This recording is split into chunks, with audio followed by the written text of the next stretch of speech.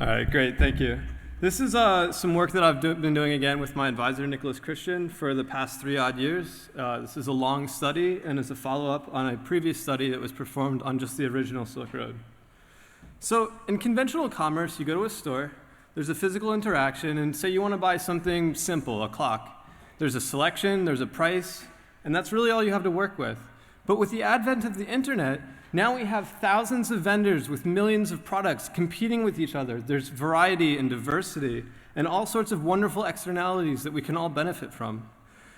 And these concepts, they also apply to illicit goods. In the traditional sense, there's a vendor or some person you meet on the street roughly. He has a product of questionable quality and of a questionable price, and it is a dangerous and it's a bad interaction for most parties involved.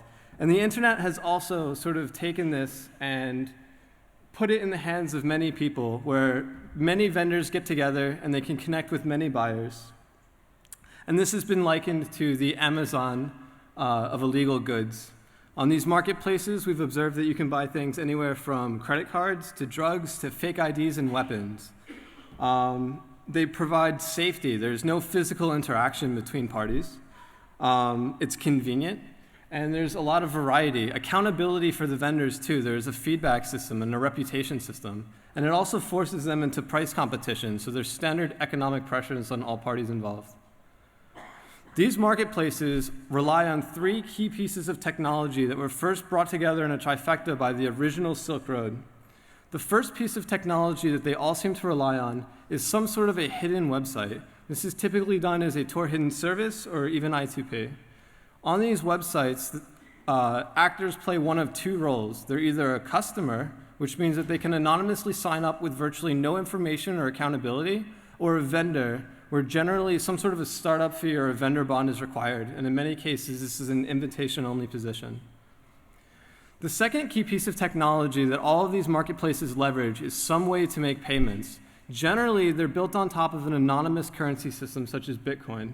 Usually, the marketplace will also provide an escrow system, which I'll describe in more detail in a minute.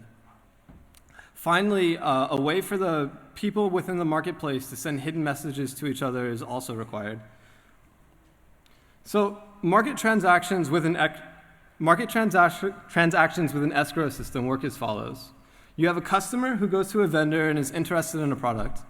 The vendor then sets a price for the product and says, this is what it costs. Instead of sending that money directly to the vendor, it is instead sent to a shared wallet held by the marketplace themselves, at which point the marketplace tells the vendor that the funds have been received and that the product should be sent. Upon receiving this product, it is the responsibility of the customer to then review it, at which point the marketplace releases the funds or some portion of the funds to the vendor that sold the product.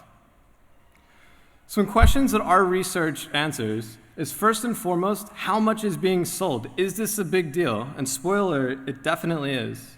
Secondly, what is being sold? We know that drugs are being sold. We know that weapons are being sold. We know that some other items of less interest are being sold. But relative to each other, what are the popular ones? What are the real money makers in this ecosystem? How many vendors are relevant? Is this just a few players? Are these tens of thousands of vendors who are making tons of money on the internet? And finally, what is it that vendors sell? Do vendors all sell one kind of product? Do they diversify and have a large portfolio of products that they sell? All these things we will answer. We started off with a measurement platform. We have a standard internet browser that we use to connect to a marketplace. And we log in manually. We have accounts on all of them. We solve CAPTCHAs. We generate a session. We feed that session into a scraper that automatically attempts to mirror the website in full and save it into a database. This database is then parsed, and that parsed database is used for analysis. And we'll first discuss a little bit about what it means to collect data from these marketplaces. We have 2 main paradigms that we want to keep in mind here. We want to be stealthy. We want to be indistinguishable from a real user. It is undesirable if an administrator is able to detect our efforts to mirror them and would somehow disguise their own activities. So we want to scrape them rather slowly. We don't want to appear like some sort of aggressive thing that's trying to mirror them in a half hour. We want to use a popular user agent, and we don't want to accidentally click on things that we shouldn't be clicking on. For example, in an early attempt to measure a website, ended up sending a blank message to every single user in the entire system. That is undesirable. We want to be complete and we want to be instantaneous. We want a snapshot of what the marketplace looks like at a particular point in time, and that is hard to do. They're dynamic, they're moving targets, they're constantly changing and evolving, just by the second. And that means that we'd also want to scrape them quickly, but we can't, again, for reasons of stealth. Additionally, these sites are notorious for being unreliable. Not only are they hosted with very questionable circumstances, but they also try to DDoS each other as a way of sending their competitors out of business and promoting their own websites. Some anti-scraping techniques that we encountered when we were trying to measure these websites go anywhere from rate limits that are essentially anti-DDoS techniques to their competitors, or to timing out session cookies after, say, 100 or 200 page views, or just straight up suspending our user account for suspicious-looking activities. In total, we mirrored 35 different kinds of marketplaces for a total of over 1,900 scrapes and a database of over 3 terabytes of raw data. These websites ranged anywhere from just a couple of pages, really, really insignificant marketplaces, all the way up to some major players that had an excess of hundreds of thousands of pages. And the data collection spans from late 2011 to the current day. In Parsing, we have a standard page right here. This is from the original Silk Road, and it is an item page, and it is fairly representative of what you will see on any marketplace, although they do vary bit by bit. The first thing that you'll notice is that the item listing has a page title and a category. Secondly, it is sold by some sort of a vendor, and it is important that they advertise who the vendor is because reputation allows customers to establish confidence in an otherwise anonymous ecosystem. Next, you'll have a price. This price is usually in Bitcoin or whatever currency is being used. This is always immediately converted to a more stable currency, such as US dollars, for analysis. Next, you'll have a description provided by the vendor and some feedbacks left by customers who have bought this item in the past. These feedbacks are very often mandatory, and they're a good proxy for sales volume when they are mandatory. Next, we have analysis. Now that we've collected all this data, it's on us to understand how good is the data that we collected, how complete is it. After all, these marketplaces are unreliable and they're dynamic, and they're sometimes huge, and we have to scrape them slowly. So it would be naive to think that we got everything the first time. We have an empirical lower bound on exactly what exists just from our observations, but can we do better? And the idea is that we can estimate, using mark and recapture techniques, what the total size of the unobserved population is. In particular, we use a Schnabel estimator that allows multiple recaptures. Since some of these marketplaces, we scrape over 100 times. The simple principle is this. Suppose you have a population of 24 objects. You could make a subsample of them, just say 10, and a second subsample, say in this case 13. We look at the overlap, the number of collisions in these two samples, and use it to estimate the total size. In this case, there were 5 collisions, giving us an estimate of 26. In our setting, the sample size, or the population that we're looking at, is a set of feedbacks available on a particular marketplace at a particular point in time. And we make dozens, if not hundreds, of further observations of that marketplace and observe their collisions. We applied this technique to 4 of the most popular marketplaces that we observed in this time window. This is Agora, the Evolution Marketplace, the original Silk Road, and then Silk Road 2. What we observed is the following. Agora is really hard to scrape. Agora is notoriously unreliable, probably even worse than 70% reliability, and it rate limits us. All of these websites are huge, but Agora we had to scrape particularly slowly on the order of 3 pages per minute, meaning that it would take weeks to get a complete mirror of the website, at which point it was sure to have gone down at some point. The other marketplaces, while they're very large and while we could scrape them aggressively, still had some problems that we encountered. So in general, after one scrape, we could have confidence that we saw only about 75% of what there was to see. But after 5 or so scrapes, we were confident that we had more or less 90% of the whole picture. For Agora to establish that kind of confidence took over 20 scrapes. What that means for our analysis is that we can't get significant results or findings if we haven't seen the marketplace 10 or 15 times after the point at which we're trying to make an assertion. And you'll see in our results that we censored out the tail of our data for this very reason. The assumption that we make for all of our marketplaces, when applicable, is that each feedback corresponds to precisely one transaction. This is important. It is not always the case, however, and this is sometimes an underestimation, since users can often buy multiple quantities of a single item and leave a unique feedback. There are, however, alternative proxies for transactions. One such proxy that's been suggested is just counting the number of item listings that are available on a website. And this is super easy to do. You load up the web page, you look at how many item listings are available, it'll tell you straight off, and you go ahead and make your assertion based on that. And the problem with this strategy, although it is very convenient, is that it assumes that there's a stable relationship between the number of item listings and the total transaction volume, that more item listings equals more transaction volume at some rate. And that is obviously not the case. So to test this, what I did is for the Evolution Marketplace, computed this ratio in 2 different months, for July of 2014 and just a few months later in September of 2014, and saw that even in that small time window, they differed by a factor of 4. And this can be even wilder across different marketplaces at different points in time. Uniqueness in our data set is also an interesting challenge from an analysis point of view. We'll have hundreds of observations of what might be essentially the same feedback, and it is crucial that we do not double count these. Additionally, feedbacks can be deleted or updated, so there's a phenomenon known as finalizing early. As you saw in the example of escrow, the vendor doesn't get their money until a feedback is left by the user. So there's a certain culture where vendors require their users to send reviews even if they haven't received the product yet, just so they can get their money on time. So what will often happen is a user will give a useless message or a useless feedback, just saying FE, finalize early. And when they receive the product, they will update it and rectify it to their proper review.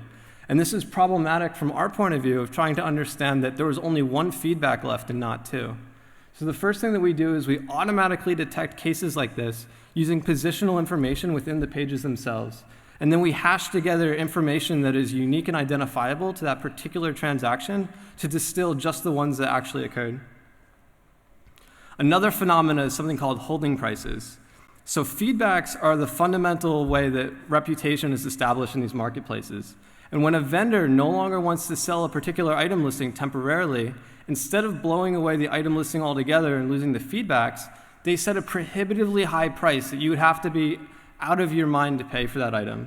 So for example, they might sell a paperclip for $1,000, or they might sell $1,000 US, often sold for $1,100 as a crude form of money laundering for $1 million.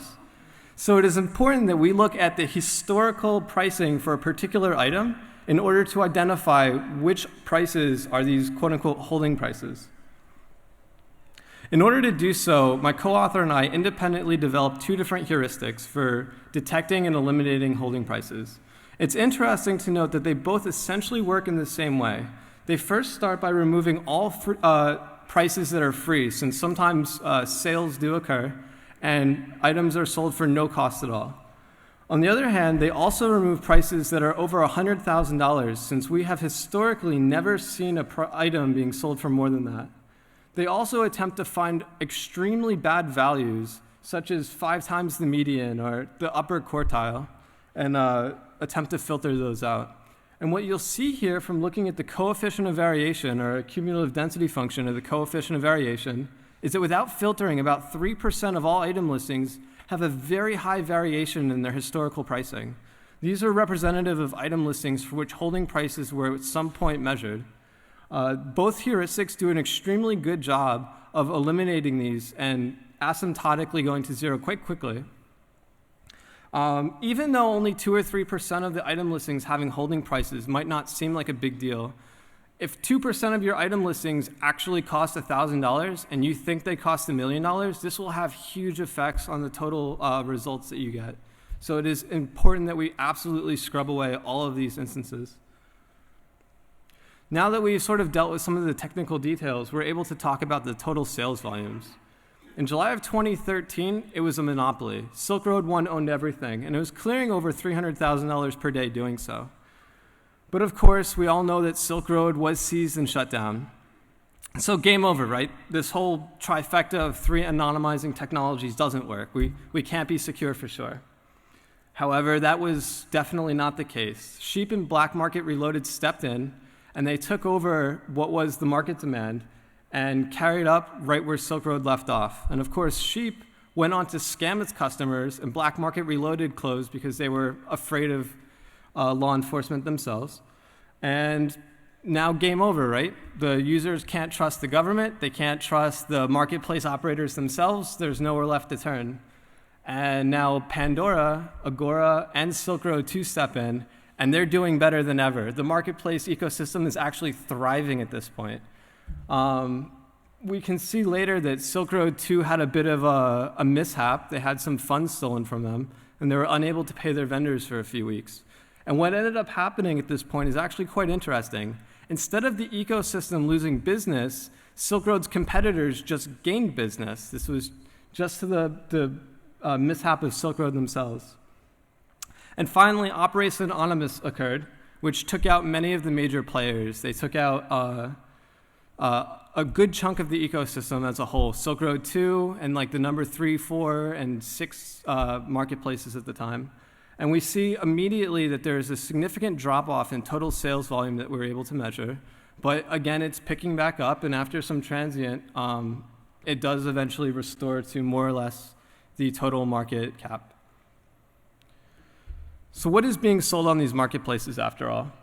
Product labels are sometimes not available or sometimes very inaccurate, or they disagree among marketplaces. And one of my favorite examples is that we've observed things as crazy as firearms being listed as potted plants on marketplaces. Really wild stuff. So what we really wanted was a coherent way of labeling everything. To do this, we trained a classifier based on data from Agora and the Evolution Marketplace, which did provide fairly reasonable labels for all of their products. We used the listing title and the description provided by the vendor themselves as our inputs to the data set. And we collected just shy of 2 million unique samples and tokenized about 160,000 words. In total, we predicted 16 different class labels that products might fall into. What we have here is the confusion matrix that assesses the performance of this classifier. Now, as you can see, we're actually doing quite well. What we're looking for is a strong positive correlation along the horizontal line. This was, after all, a fairly straightforward classification problem. We had a copious amount of data to work with, and only in a few cases does our classifier really appear to make any mistakes at all. We noticed that it sometimes confuses digital goods with a category that was labeled as miscellaneous on these marketplaces, and it sometimes mistakes prescription drugs for opioids and benzos, which is reasonable since a lot of categories do walk a very fine line between these different labels. Now we can look at item sales per category. So what we're doing here is we're taking the total amount of goods that were sold in the marketplace, and we're breaking it down by the categories that our classifier assigned to them. What we can see is that despite all of the turmoil that happened in the ecosystem, despite marketplaces being shut down and scamming users and closing and new marketplaces opening, the demand for particular goods is relatively constant throughout the entire study. In all, marijuana consists of about 25% of all of the goods that are sold on these marketplaces. MDMA and stimulants such as cocaine are also a very large factor on these marketplaces. What we're noticing as well, though, is that prescription drugs, particularly in the last couple of months, have gained a lot of traction. And it's not clear whether people are using these marketplaces as a cheaper alternative to pharmacies or whether they're looking to satisfy things such as an OxyContin addiction or something of that nature. But it is interesting to note that pharmaceuticals are gaining significant traction. Now, looking at the vendor side of things, we're trying to understand, are there a lot of major players, or is there only an elite few that control most of what is going on? So here we have a cumulative density function of the total amount of money that has been cleared by each vendor throughout the entire study. So we tallied up all of the sales from each vendor and sorted them. What we can see is that about 75% of all vendors will never generate more than $1,000 worth of revenue. This isn't even profit. This is $1,000 worth of total revenue. 90% will never generate $10,000 worth of revenue. However, we noted that there are about 40 vendors that cleared well over $1 million. In fact, the top 1% of vendors on these marketplaces are responsible for over half of all of the transactions that occur. Do vendors diversify? What are they selling? Do vendors sell things that they make? Do they sell things on the behalf of other users that represent a diversified portfolio of goods? It wasn't clear to us at first. So what we did is we developed a coefficient of diversity. This is in the closed interval of 0 to 1. And at 0, it means that a vendor was seen as only selling one particular kind of product. On the other end, 1 means that it sold an absolute, the sales were equal from absolutely every category. And many vendors fall somewhere in between. For the purposes of this analysis, we only considered vendors that sold greater than $10,000 worth of goods overall, since insignificant vendors that sold only one thing in their entire history are trivially not diversified. What we can see here is that there are roughly 3 different kinds of vendors that we observed. The first kind of vendor has a coefficient of diversity of roughly 0. 25% of all vendors sold literally only one kind of thing, and half of all vendors had 90% of their sales from only one category.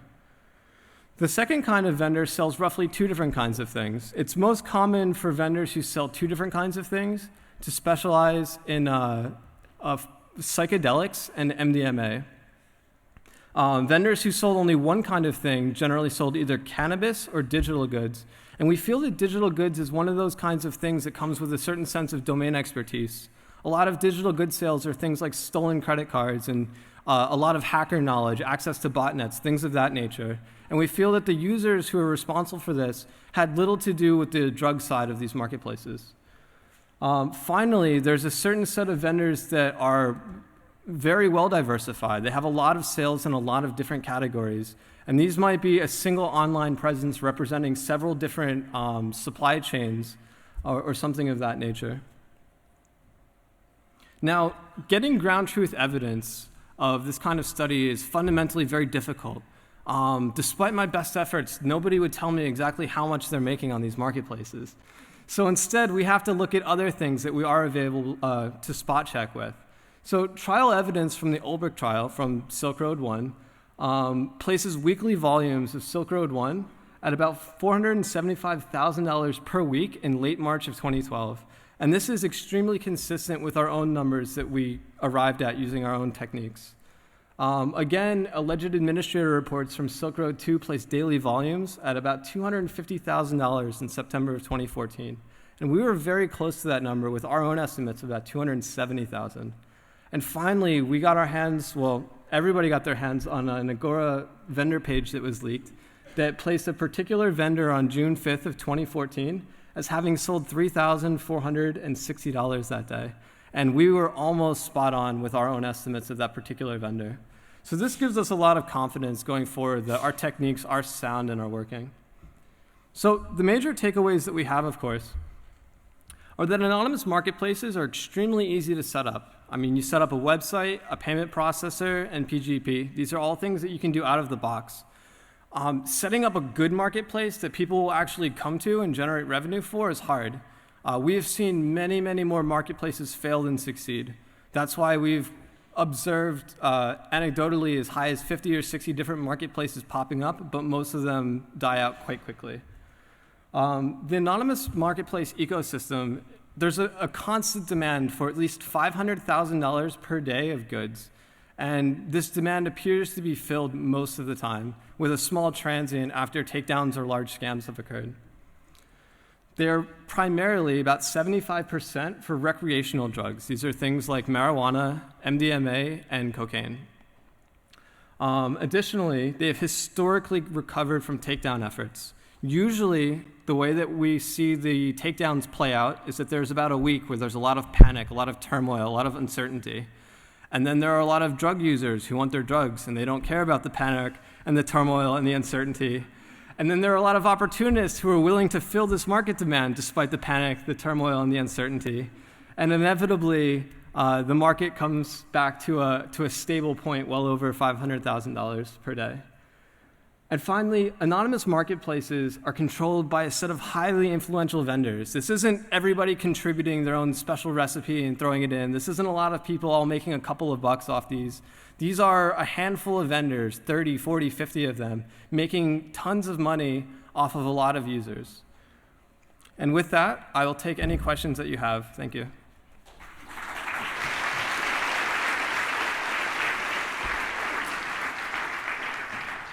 Hello there. Fantastic research. Are you going to be trying to continue doing this? I mean, I imagine if they might look at this paper and go, hey, we got to fix that. But right, absolutely. So we're still continuing data collection as aggressively as we've ever been. And what we really want to see is, as things go forward, as new events unroll, I mean, we check the news every day. There's constantly articles coming out about some new crazy thing that happened, some new scam that was pulled. And we're constantly interested in looking at what the repercussions of all of these are in the ecosystem itself. So absolutely. All right, thank you very much. Yes, thank you. So you had a very teasing word on one of your graphs, which had a period of time that was marked censored. What more can you say about why that area is gray? So, as I mentioned earlier, in order to observing these marketplaces is tough. Observing a marketplace of 100 pages or so is no big deal, but the really significant ones have hundreds of thousands of pages available, and getting a full scrape of them proves to be a difficult challenge, especially over Tor, over the unreliable marketplace itself, trying not to scrape it too aggressively and become detected. And so to that end, we've noticed that we need several subsequent scrapes in order to really gain confidence that we've seen everything there is to see on the marketplace. So the censored data represents a point in time where we had maybe 2 or 3 or 4 scrapes subsequent to that data point. And this didn't give us the confidence we needed to know that our data was accurate. We felt that at that point we were actually underestimating what was going on in the marketplace itself. And if we roll back our data, we can see that throughout the entire experiment this had been happening. But at the time of publishing, we had 30 or 40 or 50 scrapes subsequent to give us a high level of confidence. So that data is censored because we didn't have enough subsequent data. However, at this point in time, we're probably able to say meaningful things to data points as late as May or so, but we're not able to say with confidence what's going on right now, but we will months from now. Hi, Stefan Savage, UCSD. Really love the work. I had a couple questions, a couple things I didn't understand. Sure. One is, when you left feedback, is there some kind of user alias that goes along with that describes who the buyer was? So some marketplaces are torn on this. Some marketplaces really make an effort to hide the user from everything. So you'll never see exactly what the user alias was that left it. There are new marketplaces, however, that are gaining a lot of traction that have completely done away with this idea. So I'll give you an example of Alphabay. Right now there's a marketplace called Alphabay that when a user leaves a feedback, it actually leaves their user ID there as well. So you can correlate different feedbacks that have been left by the same user. Marketplaces such as Evolution have sort of met a middle ground. They'll give you the first and last character of a particular user's ID so that you can reduce it to a subset of users that are consistent with that first and last letter, but you can't get any more information than that. Got it. So it's hit or miss with different marketplaces. So the analysis that I was hoping for was one, just as you did with vendors, where you could say, right, what are there? Do you have a similar curve for users where there's like 100 users that are buying a crap load of drugs and then reselling? Right. So with Evolution, which was included in this study, this is something that we did look into but ended up not publishing. But with the advent of Alphabay or new marketplaces that seem to divulge this information, it seems like a next logical progression is to start looking at user behaviors as well as vendor behaviors. And then the last thing on that topic, just a suggestion, there are one big question is, how do people get there? Right. If you're already in the anonymous marketplace, sure, but new customers presumably have to be attracted. Right. And, I think a really interesting thing to do would be to compare with a bunch of these public drug review forums, of which there are about 4 or 5 that are really big. Yeah. And to see when there are very positive, glowing reviews, do you see an influx? To what extent is the external advertising bringing people into those marketplaces? Right. So something that I did not mention is that we've also collected forum data for all of these marketplaces, as well as some other channels that people use to learn about these marketplaces. And so far, we have not studied the correlation between reviews on the marketplaces and reviews on the forums, but it's definitely something that we were open to looking into. So I think this paper has been so much fun, and I appreciate your doing it. And I know this is not your research agenda, but I think it would be wonderful to work with some criminologists and compare how this functions with the physical online marketplace, because, of course, I mean, you can say anonymous marketplaces are controlled by a small set of highly influential vendors. It is also true that drug marketplaces are controlled by a small set of highly influential. Their enforcement is a little different, but a lot of these seem to be things that could be informed or explained by criminologists. Right, absolutely. And drug theory. And, you know, I know in your vast free time, it would be, I just want to encourage you and say I think it would be a fascinating line of work, and I enjoyed the presentation. Great. And to follow up on that, we definitely ran into a couple of interesting questions that we did not feel that we were in the position to answer. So something that somebody had asked me at some point was, well, do these marketplaces represent a good deal? Is it cheaper there? Is that why people do it? And I said, well, you know, I'm not an economist. I'm not in a position to evaluate whether this is a particularly good quality of product. There are certain very interesting questions here that I am into working with other people who are more experienced than I am to answering.